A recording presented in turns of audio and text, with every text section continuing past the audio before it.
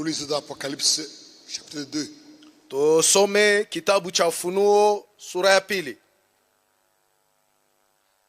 Verset 1 au verset 7. Shairi ya kwanza mpaka 7. Ce passage nous parle Iandiko inasema nasi de l'église d'Éphèse, inasema mambo ya kanisa ya Efeso, de l'âge d'Éphèse, yani kizazi ama wakati wa Efeso, le premier âge. kizazi cha kwanza. Seigneur, merci Bwana, asante pour cette occasion que tu as donnée jua bahati ambayo unatupatia de nous rassembler en ton nom tukusanyike mjina lako pour écouter la parole de Dieu. kulisikia neno la Mungu. Seigneur, accorde à chacun Bwana, upatie kila mtu la capacité uwezo de comprendre ce qui sera dit ce soir. ya kuelewa itakayosemewa jioni ya leo. Bénis-nous Utubariki au nom de Jésus-Christ. mjina la Yesu Kristo. Amen. Amina.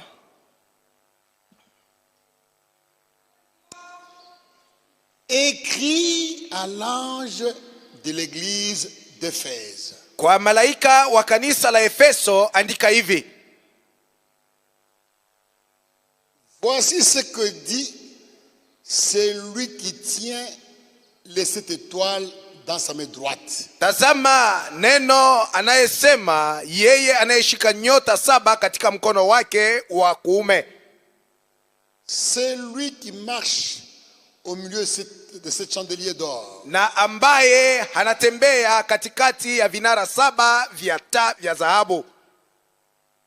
Je connais tes œuvres, Najua matendo yako, ton travail najua kazi yako, et ta persévérance. najua uvumilivu wako. Je sais que tu ne peux supporter les méchants. Najua kwamba hauwezi kuwavumilia watu waovu, Et que tu as éprouvé ce que se disent apôtres. na kwamba umewapima wale wanaojisemea ya kuwa mitume Et qui ne le sont pas. na kumbe sio mitume, Et tu les as trouvés menteurs. na ukawakuta kwamba ni waongo. Que tu as de la persévérance. Wewe unavyo saburi, Que tu as souffert à cause de mon nom. na ulitesa tabu nyingi kwa sababu ama kwa ajili ya jina langu, Et tu ne t'es point lassé. wala aukulekee. Mais ce que j'ai contre toi, Lakini ninayo neno moja juu yako: c'est que tu as abandonné ton premier amour. wewe umeacha mapendo yako ya kwanza.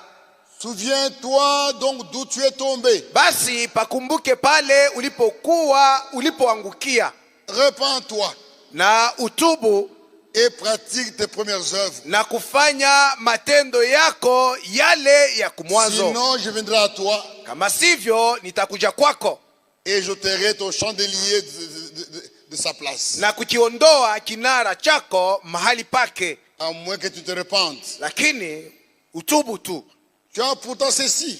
Lakini nakusifu njuu ya kitu hiki: C'est que tu hais les œuvres de Nicolaïtes. wewe unayachukia matendo ya Wanikolai, Œuvres que je hais aussi. matendo ninayo yachukia vile vile.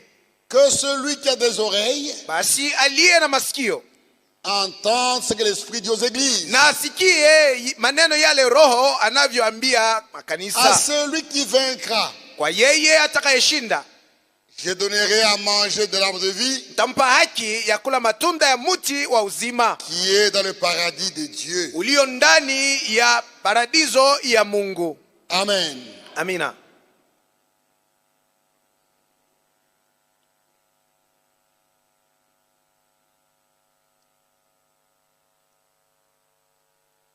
L'âge d'Éphèse Kizazi cha Efeso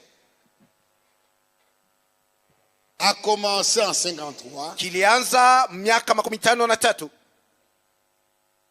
et a duré jusqu'en 170. na kiligawia mpaka mwaka 117. De l'an 53 Kuanzia mwaka 53 en l'an 170, mpaka mwaka 117 nous avons l'âge d'Éphèse. yaani tuna kizazi cha Efeso. Éphèse signifie Maana ya Efeso relâchement, ni kuachilia vitu, relâcher, kuacha vitu, laisser échapper, kuacha kitu kiende se kiponyoke, relâcher. kulekea. Voilà. Éphèse signifie se relâcher. Maana ya Efeso ni kulegea.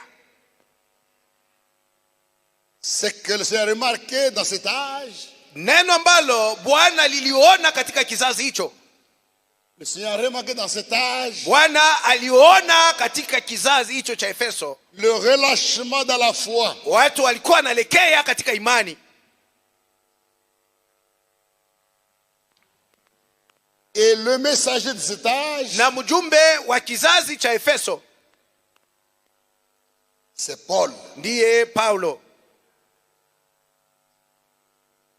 Celui-là de l'église d'Éphèse. ndiye malaika wa kanisa ya Efeso.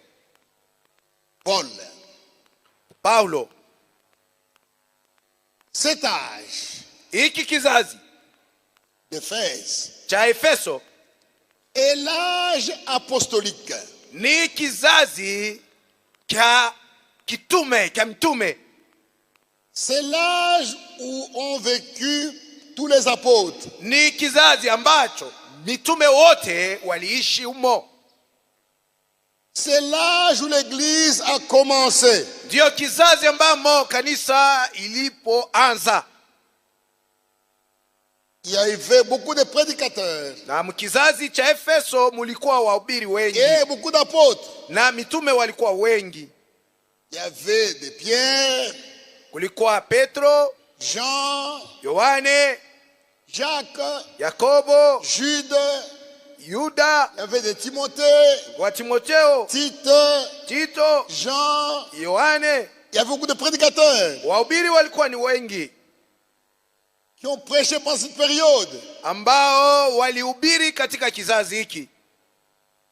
De tous ces prédicateurs, Na kati ya hawa wahubiri wote c'est Paul qui a été choisi par le Seigneur comme messager. ni Paulo ndiye Bwana alimchagua kuwa mjumbe. Voyez, au milieu de Pierre, de Jean, de Kati Barthélemy, des apôtres, c'est Paul qui a été choisi. kati ya Petro, Yohane, Barthelemy na mitume wengine ni Paulo ndiye alichaguliwa. C'est son message Ni ujumbe wake qui a influencé tout l'âge d'Éphèse. uliovuta kizazi chote cha Efeso. Paul est l'apôtre des nations. Paulo ndiye mtume wa mataifa. Nous avons deux grands apôtres. Tuna watume wakubwa wawili. Nous avons Pierre Tuna Petro et nous avons Paul. na Paulo. Pierre a été envoyé vers les Juifs. Petro alitumwa kwa Wayahudi Et Paul, lui, a été envoyé aux nations. na Paulo yeye alitumwa kwa mataifa. Il est le messager des nations. Kwa hiyo yeye Paulo ni mjumbe wa mataifa. L'apôtre des nations. Yeye ni mtume wa mataifa. Comme le lisons dans Galates. Isi tutakavyoisoma katika Wagalatia. Galates 1. Wagalatia sura ya kwanza. Verset 11 11 à 16. mpaka 16. Je vous déclare, frères, Ndugu, nawaambia wazi hivi que l'évangile qui a été annoncé par moi kwamba ile habari njema niliyoihubiri n'est pas de l'homme. si ujumbe wa mtu, Car maana je ne l'ai reçu ni appris d'un homme, wala mimi sikuipokea kutoka kwa mtu yeyote. je ne l'ai reçu Sikuipokea ni appris wala sikuifunza d'un homme, tokea mtu, mais par une révélation de Jésus-Christ. lakini kwa ufunuo wa Yesu Kristo mwenyewe. Vous avez su en effet Bila shaka mulikwisha kusikia kuwa quelle était autrefois ma conduite dans le judaïsme. jinsi nilivyokuwa ninaishi zamani katika Kiyahudi, Comment je persécutais à outrance na jinsi nilivyotesa kupita kiasi et ravageais l'église de Dieu. na kuharibu Et kabisa comment kanisa la Mungu, j'étais plus avancé dans le judaïsme na jinsi nilivyokuwa mwenye kushinda wengi wanaoishi katika que beaucoup de ceux Kiyahudi, de mon âge, de ma nation, kuwapita warafiki yangu wale tulikuwa nao étant miaka moja.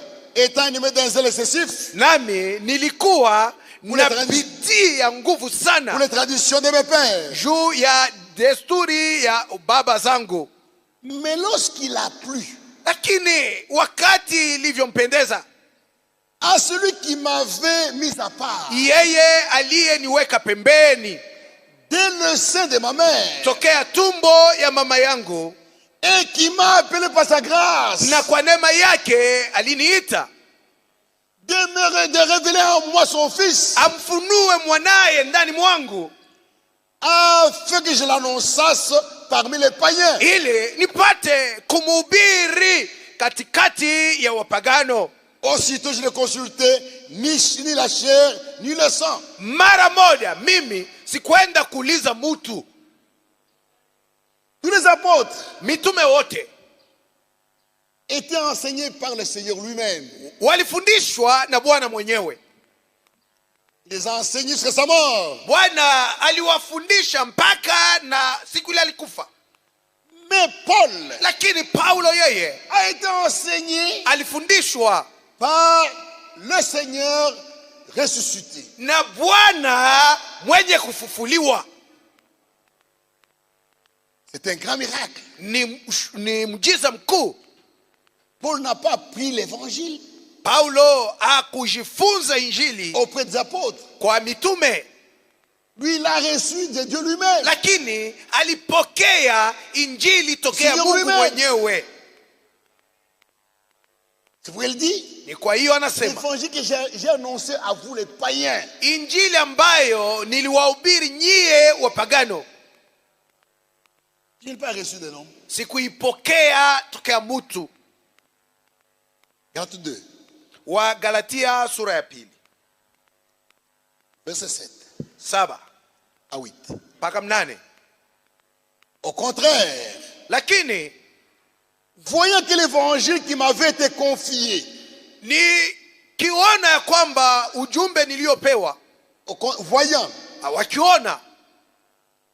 que l'évangile qui m'avait été confié kuona ya kwamba injili nilivyopewa pour les incirconcis, juu ya wasiotairiwa, comme à Pierre pour les circoncis. kama vile Petro alivyopewa injili juu ya wale wenye kutairiwa.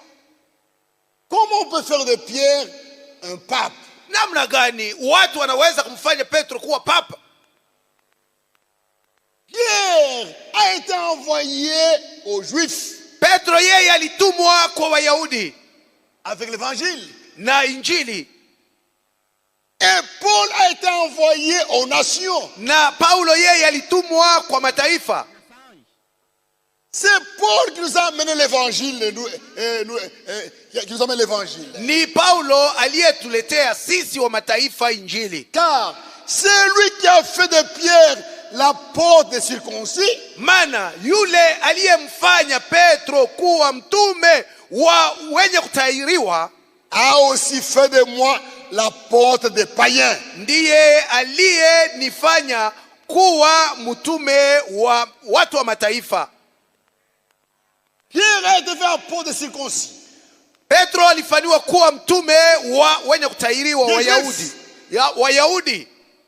Et Paul a été fait apôtre des païens, Na Paulo yeye alifanywa kuwa mtume wa wapagano, des circoncis. ya watu wasiotairiwa.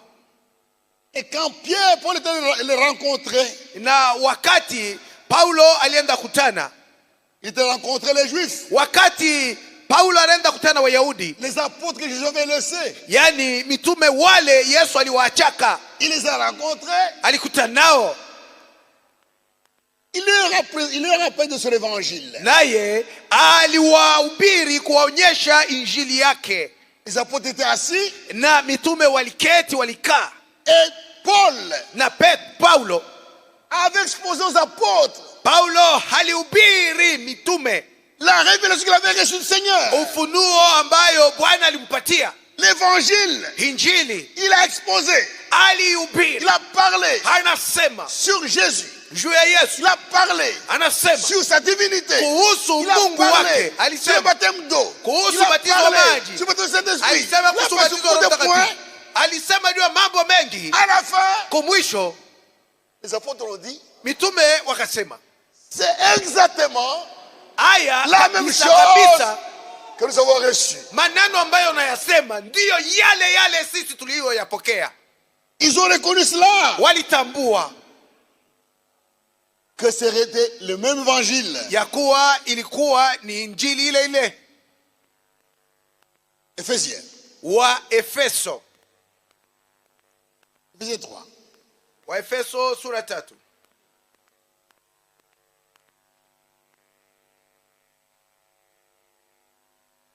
Verset 8. 8. À moi, Kwa mimi qui suis le moindre de tous les saints, niliye mdogo kuliko watu wote watakatifu, cette grâce neema hiyo a été accordée nilipewa d'annoncer aux païens kuwahubiri wa mataifa les richesses incompréhensibles de Christ utajiri za Kristo zisiyopimika, et de mettre en lumière na tena kutia wazi katika nuru quelle est la dispensation na kuangazia watu wote du mystère caché de tout temps en Dieu, waone jinsi mpango wa Mungu uliofichwa, de mettre en lumière nipate kuangaza quelle est la dispensation du mystère caché de tout temps ni sehemu gani ya siri iliyofichwa nyakati zote en Dieu katika Mungu qui a créé toutes choses, muumba wa vitu vyote, afin que les dominations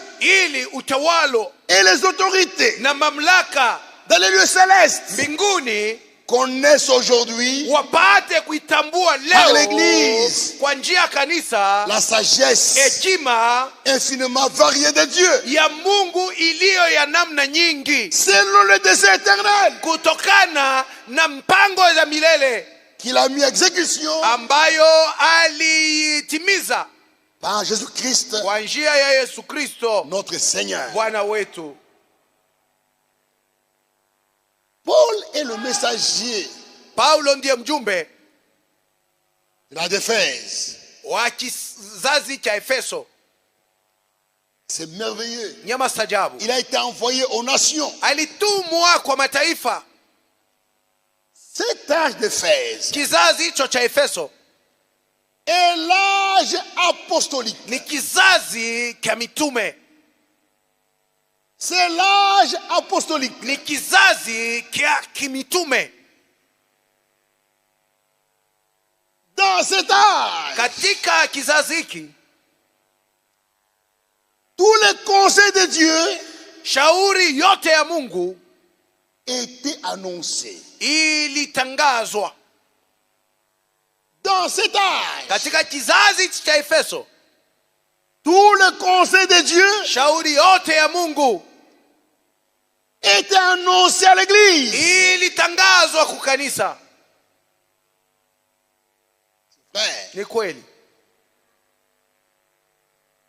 le fondement msingi de l'église wa kanisa était posé. uliwekwa Dans la d'Éphèse, katika kizazi cha Efeso. le fondement Msingi de l'église msingi wa kanisa était posé. uliwekwa.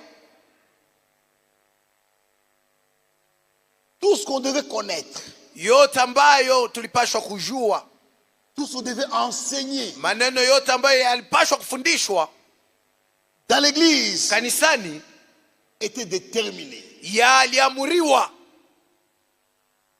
L'évangile était donné au grand complet. na injili ilipewa katika utele wake kabisa. Vrai. Ni kweli, Dans cet âge, katika kizazi cha Efeso l'évangile a été enseigné au grand complet. injili ilifundishwa katika utele wake. Les mystères étaient révélés. Siri zilifunuliwa. Le mystère que Dieu cachait en lui Siri ambazo Mungu alizificha ndani mwake, a été révélé. hizo siri zilifunuliwa. C'est vrai. Ni kweli, Tout a été donné. yote ilipewa. C'est pourquoi Paul, Kwa hiyo Paulo, sachant que tout était donné, akijua kwamba yote ilipewa, il ne permettait pas que, il n'était pas permis qu'on y ajoute. akuruhusu mtu aongeze neno lolote. Tout ce que l'Église Yote ambayo kanisa devait savoir alipashwa kujua jusqu'à la fin mpaka na mwisho a été donné au commencement. ilipewa hapo mwanzo. C'est pourquoi Paul disait, Kwa hiyo Paulo anaanza kusema, mais quand nous-mêmes, hata sisi wenyewe, Galates 1, Wagalatia sura ya kwanza mais quand nous-mêmes, verset verset 8, Wagalatia sura ya kwanza 8, quand nous-mêmes, hata sisi wenyewe, nous les apôtres, sisi yani sisi mitume, il n'a pas dit qu'à moi-même, akusema hata mimi Paulo, non, quand nous-mêmes, anasema hata sisi wenyewe, quand nous les apôtres, hata sisi mitume,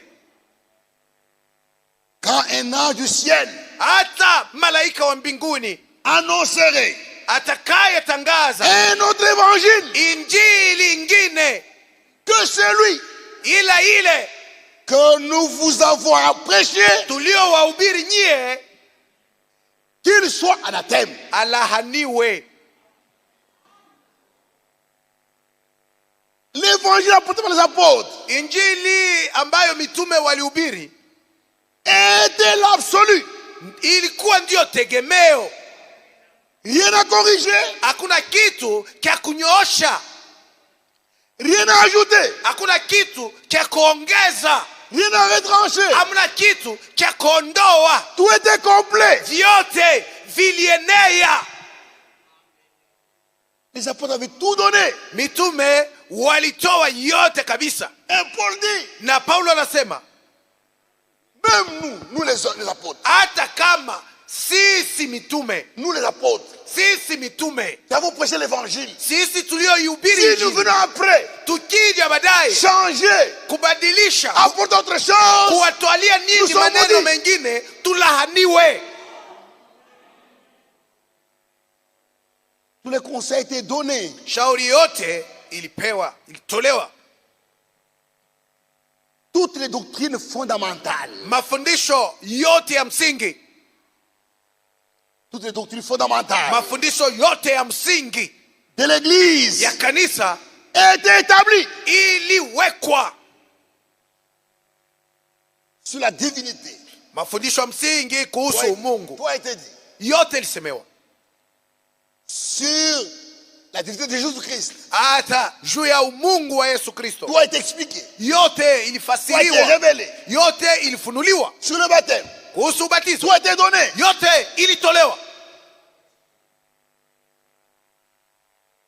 Bon, Paul disait Kwa hiyo Paulo alikuwa anasema dans Actes, katika Matendo ya Mitume, Acte 20, Matendo ya Mitume sura 12,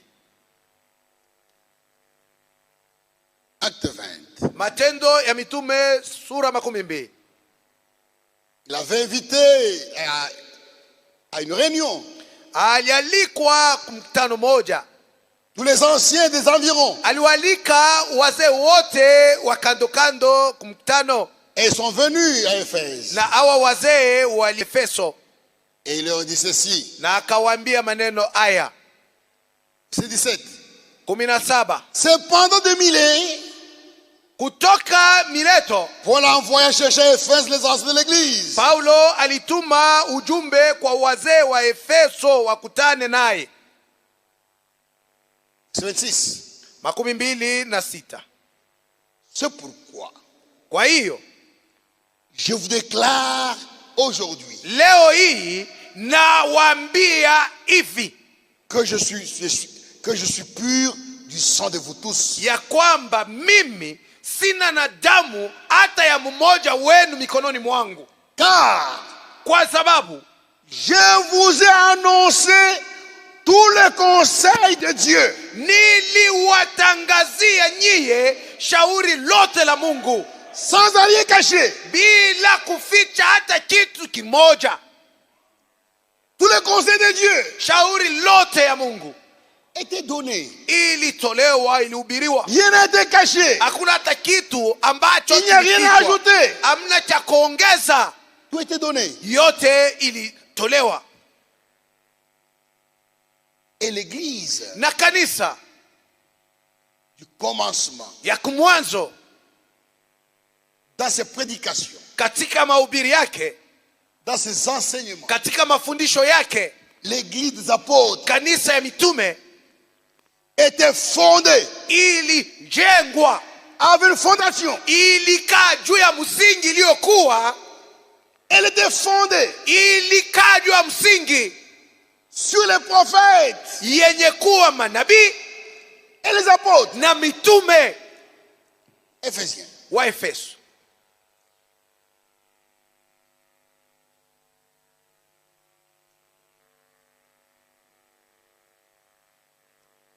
Éphésiens 2. Wa Efeso sura pili. Les dénominations n'ont rien compris. Madhehebu hawakuelewi kitu, Ils rejettent l'Ancien Testament. wako na kataa Agano la Kale. Non, l'Ancien Testament, non, ça c'est pour les Juifs. Wanasema Agano la Kale ni kitabu cha Wayahudi. Ils ne comprennent rien. Hawaelewi kitu. Dieu n'a jamais rejeté l'Ancien Testament. Mungu hajawahi kukataa Agano la Kale. L'Ancien Testament Agano la Kale annonçait le Nouveau Testament. ilikuwa inatangaza Agano Jipya.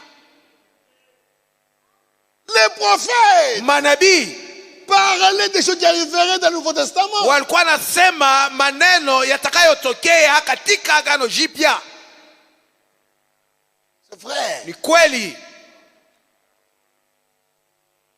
Non, l'Ancien Testament, c'est l'Ancien Testament. Hapana, Agano la Kale C'est déjà dépassé. ni mambo ya zamani, imeshapita kabisa.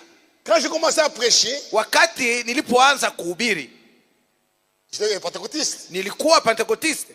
Nous étions dans le groupe qu'on appelait groupe des évangélistes. Tulikuwa mwile kundi naita kundi ya waevangeliste. Ce groupe existe encore ici à Kolwezi. Na hii kundi ingali hapa Mkolwezi mpaka na leo. Nous allons prêcher en prison. Na tulianza kwenda kuhubiri Nous kugereza. étions ceux qui avaient commencé à prêcher en prison. Sisi ndio wale walipoanza kuhubiri kuma prison.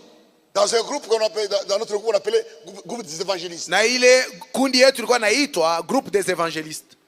Et dedans, Na umo ndani il y avait les catholiques, mulikuwa il y wakatolika, avait les pentecôtistes, mulikuwa il y avait pentekotiste, les garanganzes, mulikuwa etc. bangarangaza na wengine.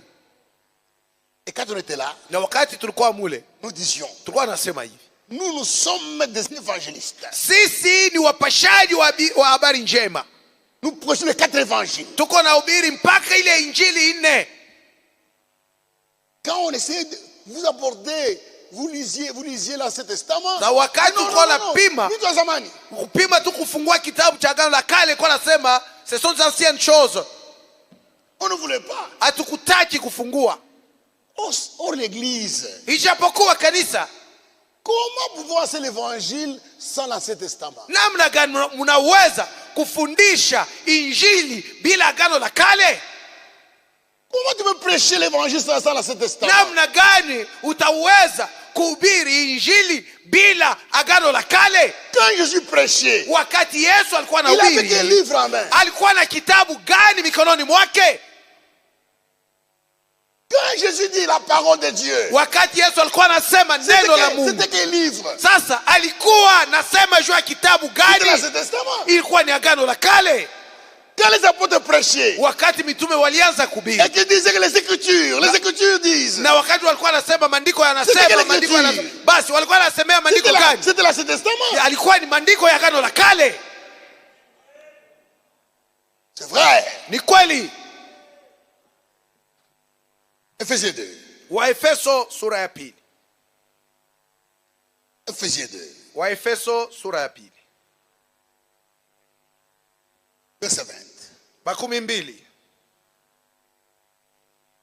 Bonsoir, verset 20. Au verset 19. Tuanzie 19. C'est Paul qui parle à l'église. Hapa ni Paulo anayesema kwa kanisa. Ainsi donc, Basi vous n'êtes plus des étrangers. nyinyi si wageni tena, Vous les gens des nations nyinyi watu wa mataifa qui avez cru mulioamini, à l'évangile que nous prêchions. mulioiamini injili tunayowahubiri. Vous les gens des nations Nyie watu wa mataifa qui avez cru wenye kuamini à l'évangile injili que nous prêchions. ambayo tunahubiri,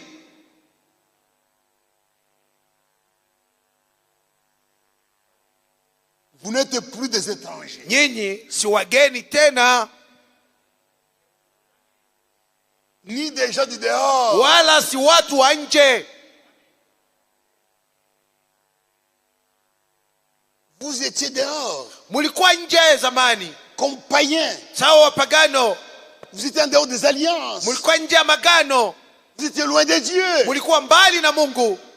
Maintenant, quand vous avez cru notre évangile, Sasa mulivyohamini injili, vous avez été rapprochés. mumekaribishwa. Le Dieu d'Israël, Jéhovah, Mungu wa Israeli Yehova est devenu votre Dieu. amekuwa sasa Mungu wenu. Vous n'êtes plus des étrangers, Nyinyi si wageni tena, ni des gens du dehors. wala si watu wa nje, Mais vous êtes lakini nyinyi ni concitoyens des saints. wakaji ama raia pamoja na watakatifu, Concitoyens. wakaji wa nchi moja, Concitoyens des saints. wakaji wa nchi moja na watakatifu. Quels saints? Sasa ni watakatifu Les gani? Juifs. Si Wayahudi. Vous êtes les concitoyens des Juifs. Mumekuwa wakaji pamoja na Wayahudi. Qui ont cru. Wayahudi wenye kuamini.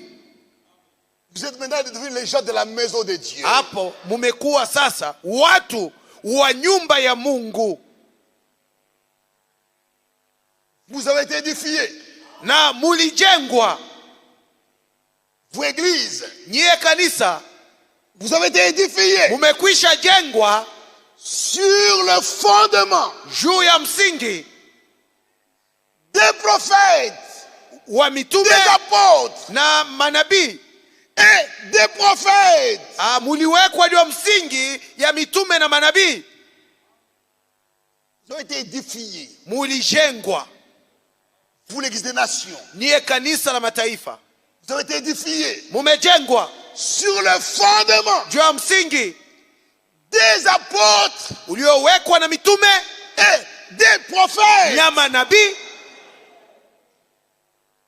Vous avez été édifiés Mulijengwa sur les choses juu ya maneno enseignées par les apôtres yaliyofundishwa na mitume et sur les choses na juu ya maneno annoncées par les apôtres. ambayo manabii waliyatangaza. Amen. Amina.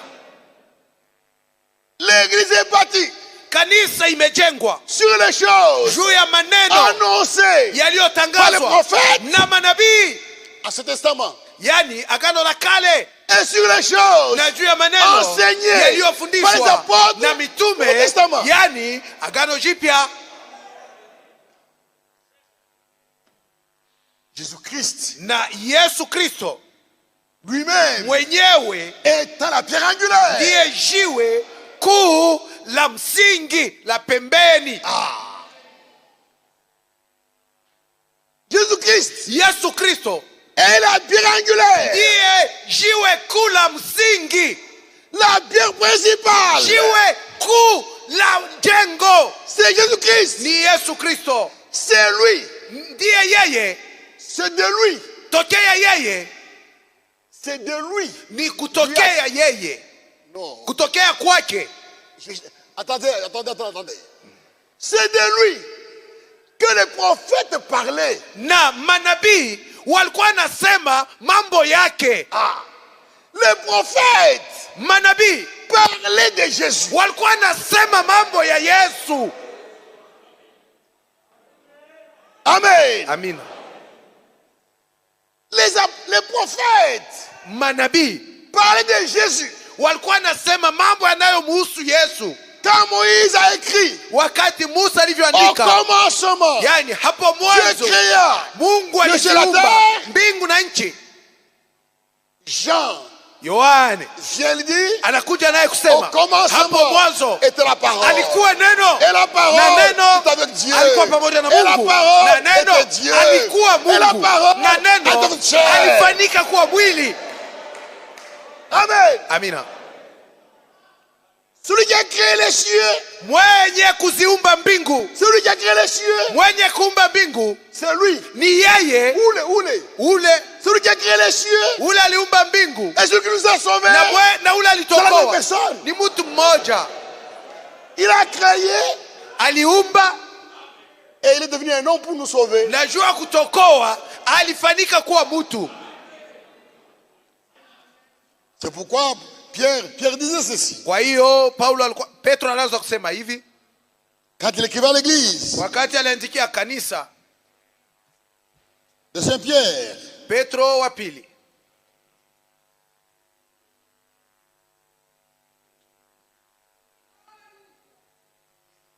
trois, 1 à 2.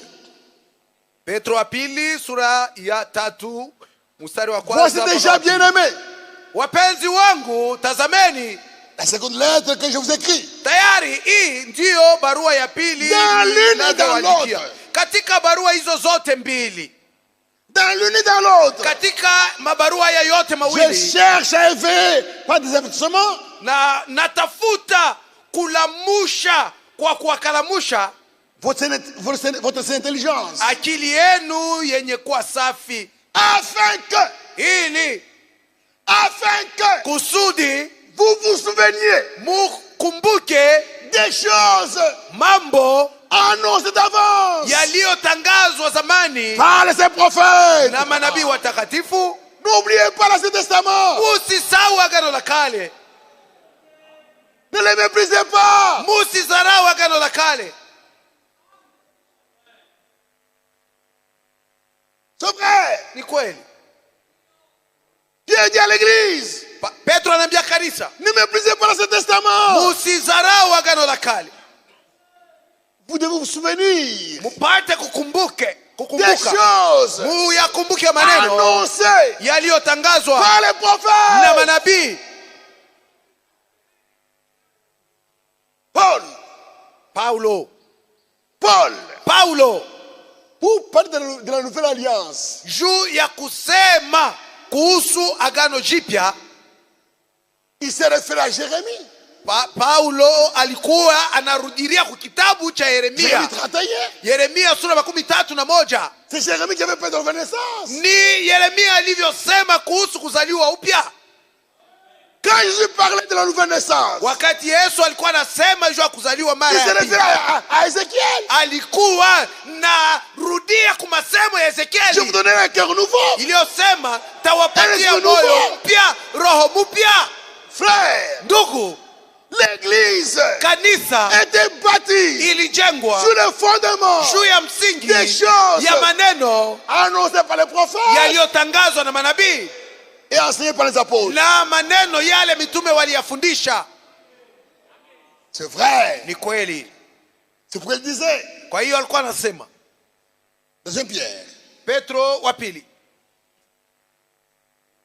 deuxième Pierre, Petro wa pili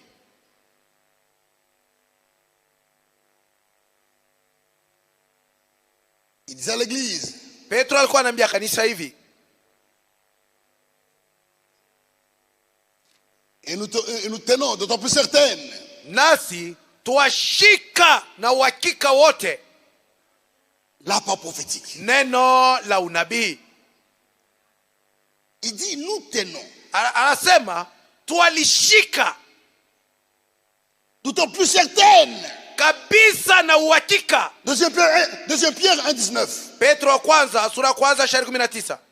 Et nous tenons. Na twalishika Pour d'autant plus certaine. kuwa ni hakika kabisa La parole prophétique. neno la unabii, La parole des prophètes. neno la manabii. C'est pourquoi Kwa hiyo les Juifs Wayahudi ont échoué. walishindwa. Ils n'ont pas reconnu Jean-Baptiste. Pourquoi? Sababu gani hawakumtambua Yohana Mbatizaji? Ils n'avaient pas fait attention à la parole prophétique. Wao hawakuangalia kabisa neno la unabii. Mais quand on a posé à Jean-Baptiste la question, Wakati walivyomuuliza Yohana Mbatizaji ya kuwa wewe ni nani, alisema je suis mimi ni la voix sauti qui crie dans le désert, ya yule aliye comme le jangwani, prophète l'avait annoncé. jinsi nabii Isaya alivyoitangaza. Jésus-Christ, Yesu Kristo comment est-il né? alizaliwa namna gani? Il est né Alizaliwa de la Vierge, tokea comme il bikira, l'avait annoncé. kutokana na jinsi Isaya aliitangaza. Comment Jésus est-il mort? Sasa Yesu alikufa je Il namna est gani? mort Alikufa comme Isaïe l'avait annoncé. sawa sawa na namna Isaya aliitangaza. Frère, Ndugu, c'est quoi les gens ne comprennent. Quand nous disons que Abraham est prophète, wakati tunaposema Branham ni nabii, il n'est pas un prophète comme les autres qu'on voit ici. Branham sio nabii kama wanabii wengine. No. Hapana. Frère Branham Ndugu Branham est un prophète promis. yeye alikuwa ni nabii mwenye kuahidiwa, Promis, un prophète promis. nabii mwenye kuahidiwa Comme Jean-Baptiste, sawa Yohana Mbatizaji, un prophète promis. nabii mwenye kuahidiwa. Promis où? Aliahidiwa wapi? Dans ce testament. Katika Agano la Kale.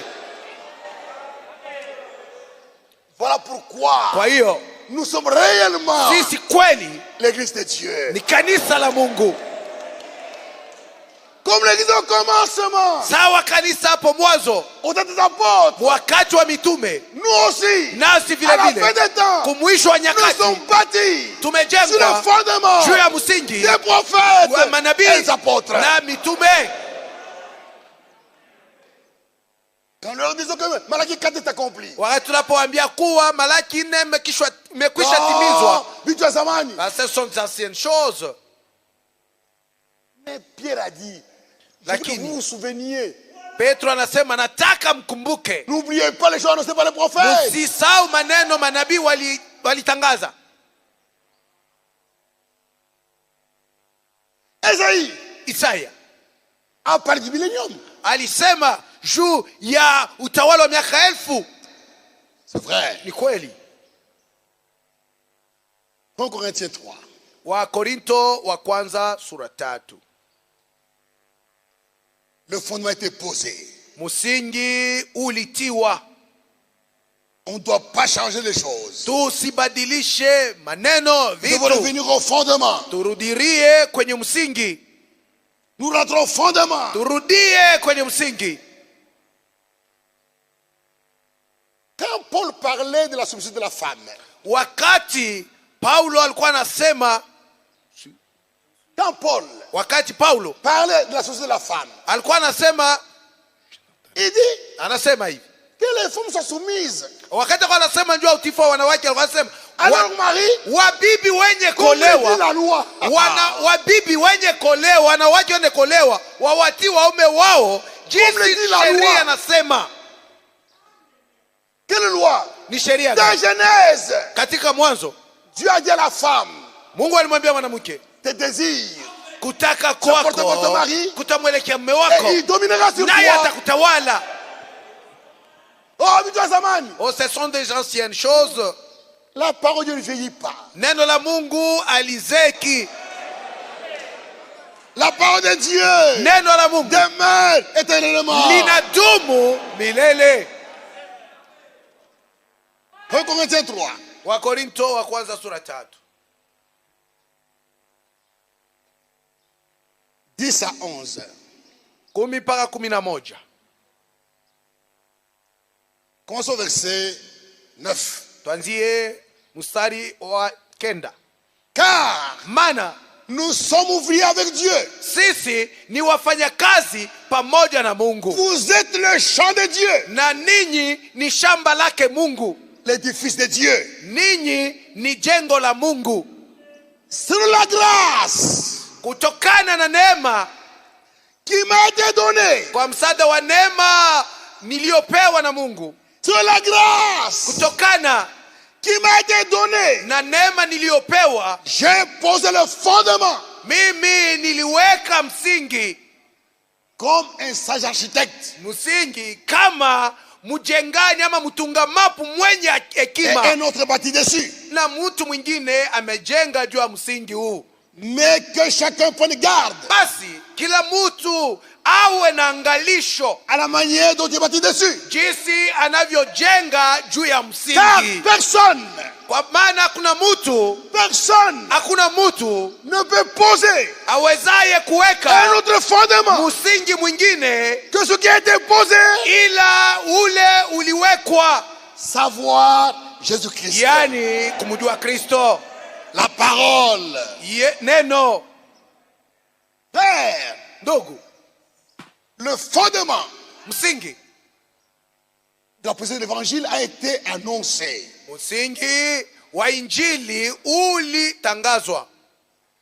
Dans l'évangile, Ndani ya injili nous annonçons tukunatangaza la naissance virginale de Jésus-Christ. kuzaliwa kwa Yesu Kristo tokea bikira. Sa mort sur la croix. Katika injili tunatangaza kufa kwake juu ya msalaba Et sa résurrection. na kufufuka kwake toka wafu Et son ascension. na kupanda kwake kwenda juu mbinguni. Celui qui croit Huyu anaamini que Jésus est né de la Vierge, ya kwamba Yesu alizaliwa tokea bikira, il est né pour nous. alizaliwa juu yetu.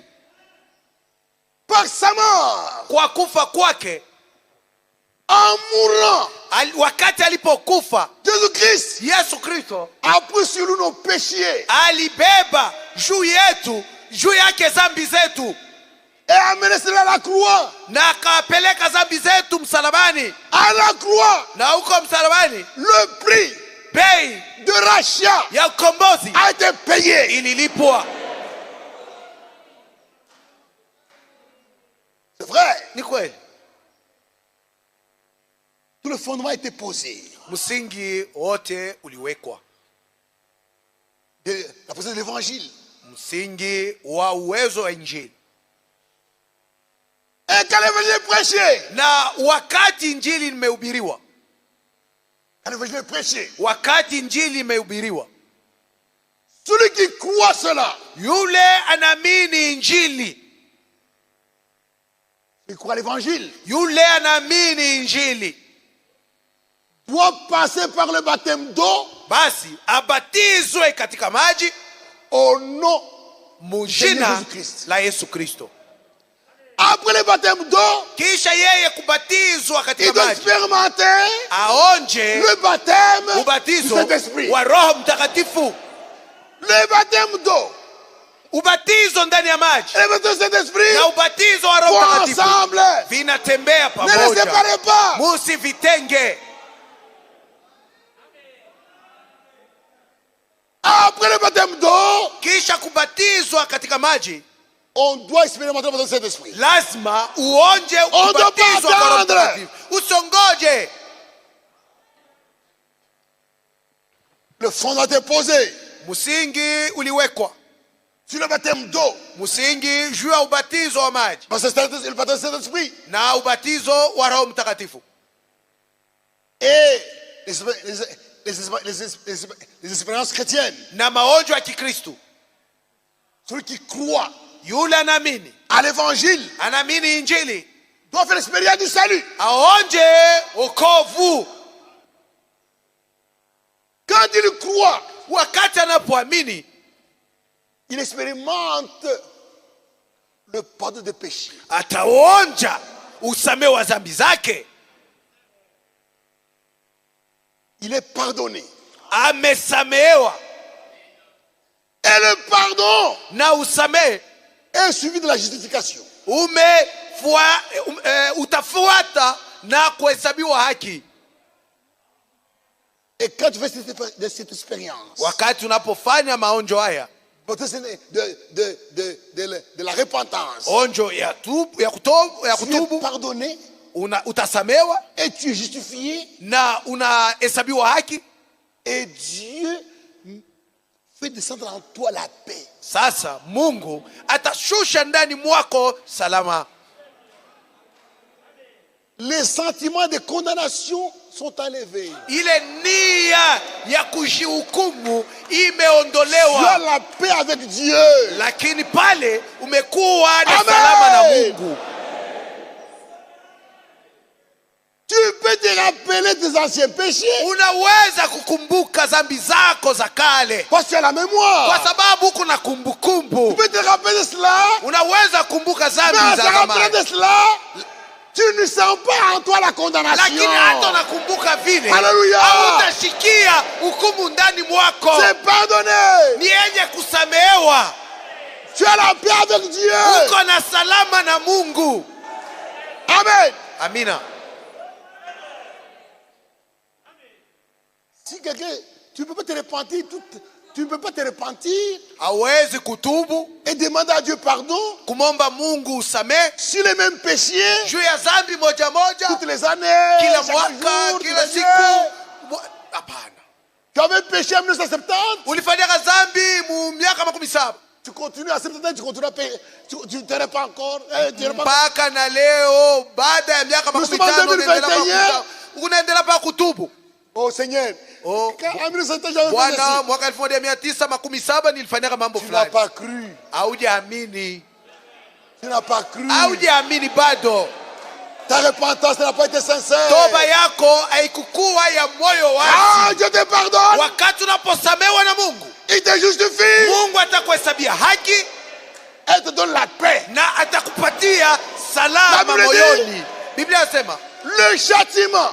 malipizi Le châtiment. malipizi Qui donne la paix. mapiko est yanayotupatia tombé sur salama lui. ili mwangukia Hallelujah. yeye. Amina.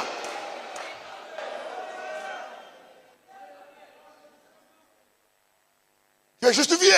Umehesabiwa haki, Tu es sanctifié. umetakaswa. Dieu te sanctifie. Mungu anakutakasa. Comment? Namna gani? Il te met à part. Atakuweka pembeni. Tu étais parmi les pécheurs.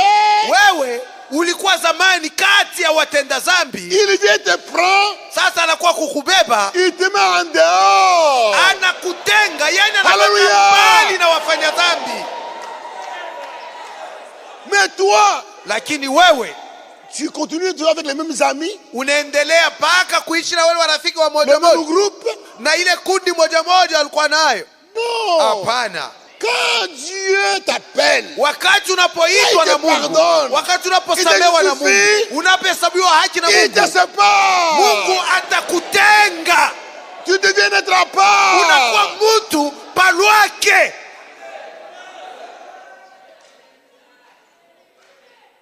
Pourquoi? Sababu gani? Il te sanctifie pour être utilisé. Yeye Mungu atakutakasa juu apate kukutumia. C'est comme un verre Iko sawa kilauri cha maji qui était jeté dans la poubelle. kilichotupwa kwenye jalala. Le propriétaire voit son verre. Mwenye ile kilauri anakiona, Qui a jeté mon verre dans la poubelle? anasema ni nani mwenye kutupa kilauri changu kwenye jalala? Il ramasse la poubelle, le verre Anakilokota kilauri, dans la poubelle. anakiokota hiki kilauri Elle est sale. kenye kuwa Le verre est mchafu. sale. Kilauri kiko kichafu, Il l'amène à la maison. anakipeleka nyumbani mwake, Il lave le verre. anasafisha Il kilauri, le lave anakisafisha avec des produits antiseptiques. na sabuni yenye kuua vidudu Il le met dans vibaya, l'eau de javel, autre chose. Il anaweka lave. l'eau de javel na vitu vingine, Et après cela, na baada ya ile il va l'utiliser. atatumia hiki kilauri. Quand Dieu te sauve, wakati Mungu anakokoa, il va te mettre à son service. Mungu atakuingisha sasa mukazi yake. Frère, Ndugu, tous les conseils shauri yote ont été donnés sur le ilitolewa salut, juu ya wokovu, sur l'évangile, kuhusu injili, sur l'ordre, kuhusu usawa, l'ordre à l'église. usawa ndani ya kanisa. Paulo A établi l'ordre à l'église. yeye aliweka usawa ndani ya Elle kanisa, a dit que Dieu n'est pas un Dieu de désordre, na alisema Mungu si Mungu wa mais un Dieu fujo, de paix. lakini ni Mungu wa salama. Les ministres, Wahubiri place. fazi yao, les anciens, wazee à leur place. fazi yao, Les diacres, à leur washabashi place. fazi yao, Les dons, à leur place. mazawadi pa fazi yayo, Les dons, à leur place. mazawadi pa fazi yayo. Les dons s'exercent dans l'église. Zawadi ziko natumika ndani ya kanisa. Les dons de parler en langue Zawadi za kusema katika lugha nyingine et d'interpréter les langues. na kutafsiri hizo lugha, Les dons de prophétie zawadi ya kutabiri se déroulent dans l'église, iko natumika ndani ya kanisa, pas en dehors. sio inji. Un frère est venu me voir. Ndugu mmoja alikuwa kuniona, Frère, j'ai un problème. sasa ndugu na mambo. Une femme m'a vu là-bas sur la route. Mwanamke mmoja aliniona njiani, Il m'arrête. akanisimamisha huko barabarani. Angalia. Regarde, Niko na sauti ya Mungu kutoka kwa Mungu. j'ai une parole Mungu venant de anasema, Dieu pour ton compte. Niweka ndani ya karama munene sana.